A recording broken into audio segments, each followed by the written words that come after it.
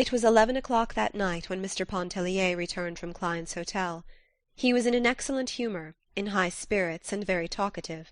His entrance awoke his wife, who was in bed and fast asleep when he came in. He talked to her while he undressed, telling her anecdotes and bits of news and gossip that he had gathered during the day. From his trousers pocket he took a fistful of crumpled bank-notes and a good deal of silver coin, which he piled on the bureau indiscriminately with keys, knife, handkerchief, and whatever else happened to be in his pockets. She was overcome with sleep, and answered him with little half-utterances. He thought it very discouraging that his wife, who was the sole object of his existence, evinced so little interest in things which concerned him, and valued so little his conversation. Mr. Pontellier had forgotten the bonbons and peanuts for the boys. Notwithstanding, he loved them very much, and went into the adjoining room where they slept, to take a look at them and make sure that they were resting comfortably. The result of his investigation was far from satisfactory. He turned and shifted the youngsters about in bed. One of them began to kick, and talk about a basket full of crabs. Mr. Pontellier returned to his wife with the information that Raoul had a high fever and needed looking after. Then he lit a cigar, and went and sat near the open door to smoke it. Mrs. Pontellier was quite sure Raoul had no fever. He had gone to bed perfectly well, she said, and nothing had ailed him all day. Mr. Pontellier was too well acquainted with fever symptoms to be mistaken. He assured her the child was consuming at that moment in the next room. He reproached his wife with her inattention, her habitual neglect of the children. If it was not a mother's place to look after children, whose on earth was it?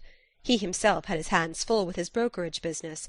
He could not be in two places at once, making a living for his family on the street, and staying at home to see that no harm befell them. He talked in a monotonous, insistent way. Mrs. Pontellier sprang out of bed and went into the next room. She soon came back and sat on the edge of the bed, leaning her head down on the pillow. She said nothing, and refused to answer her husband when he questioned her. When his cigar was smoked out he went to bed, and in half a minute he was fast asleep. Mrs. Pontellier was by that time thoroughly awake. She began to cry a little, and wiped her eyes on the sleeve of her peignoir. Blowing out the candle, which her husband had left burning, she slipped her bare feet into a pair of satin mules at the foot of the bed, and went out on the porch, where she sat down in the wicker chair and began to rock gently to and fro. It was then past midnight. The cottages were all dark.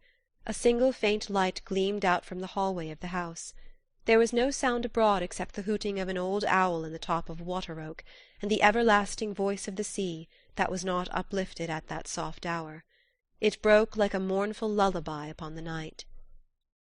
The tears came so fast to Mrs. Pontellier's eyes that the damp sleeve of her peignoir no longer served to dry them.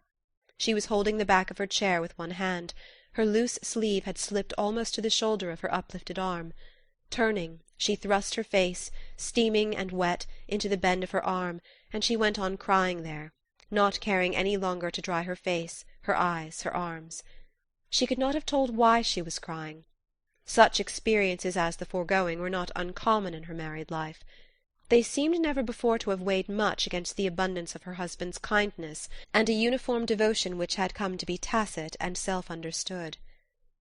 An indescribable oppression, which seemed to generate in some unfamiliar part of her consciousness, filled her whole being with a vague anguish. It was like a shadow, like a mist passing across her soul's summer day. It was strange and unfamiliar. It was a mood. She did not sit there inwardly upbraiding her husband, lamenting at fate, which had directed her footsteps to the path which they had taken. She was just having a good cry all to herself. The mosquitoes made merry over her, biting her firm round arms and nipping at her bare insteps.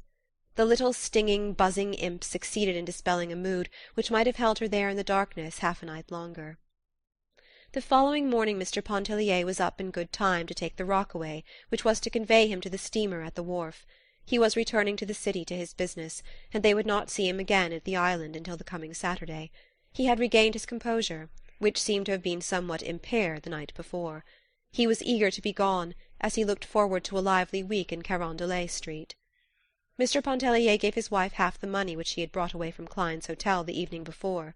She liked money as well as most women, and accepted it with no little satisfaction.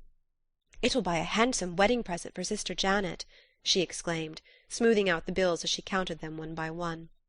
"Oh, "We'll treat Sister Janet better than that, my dear," he laughed as he prepared to kiss her good-bye. The boys were tumbling about, clinging to his legs, imploring that numerous things be brought back to them. Mr. Pontellier was a great favourite, and ladies, men, children, even nurses, were always on hand to say good-bye to him. His wife stood smiling and waving, the boys shouting, as he disappeared in the old rockaway down the sandy road. A few days later a box arrived for Mrs. Pontellier from New Orleans. It was from her husband. It was filled with friandises, with luscious and toothsome bits, the finest of fruits, pâté, a rare bottle or two, delicious syrups, and bonbons in abundance. Mrs. Pontellier was always very generous with the contents of such a box. She was quite used to receiving them when away from home. The pâté and fruit were brought to the dining-room, the bonbons were passed around, and the ladies, selecting with dainty and discriminating fingers, and a little greedily, all declared that Mr. Pontellier was the best husband in the world. Mrs. Pontellier was forced to admit that she knew of none better.